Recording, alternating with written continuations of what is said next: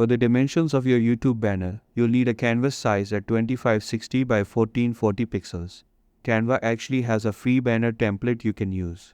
Once you open that template, you'll need to ensure the sizing is accurate. To do that, head over to Google and search for a YouTube banner template. Click on the Images tab and download one of the templates you see. These templates are great for guiding you on where the center of the banner is. This is especially important because that center is what viewers see on mobile devices. Once you've downloaded the template, go back to Canva and upload it. Adjust the image to fit your banner's dimensions and then crop it so it lines up with the size guides. To keep everything in place, lock this image. Now take note of the rectangle in the center of the template. This rectangle shows the safe zone, what's visible on mobile. Anything outside of it might not show up properly on certain devices. Next, go to the Elements section in Canva and choose a shape. I like to use a rectangle and adjust the border to sharpen it. Change the color to something you like and fit it right over the center area of the template. Position it behind the template image, unlock the original template and delete it. Now you're left with a clean, visible center space where all your key elements should go. Lock this new guide in place to avoid accidentally moving it.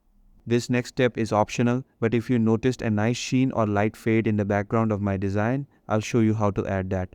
Go to the Elements section again and search for Fade. Choose a graphic from the results and angle it across the background.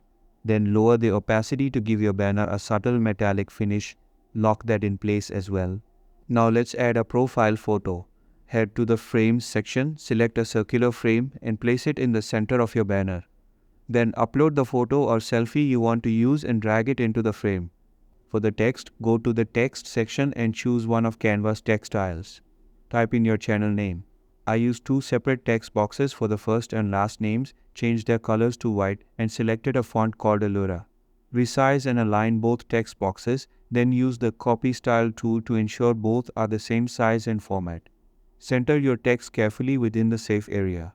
Next, add another text box for your channel's categories like beauty, lifestyle, or whatever fits your content. Change the font to Babe is Me You and increase the letter spacing slightly for a more polished look.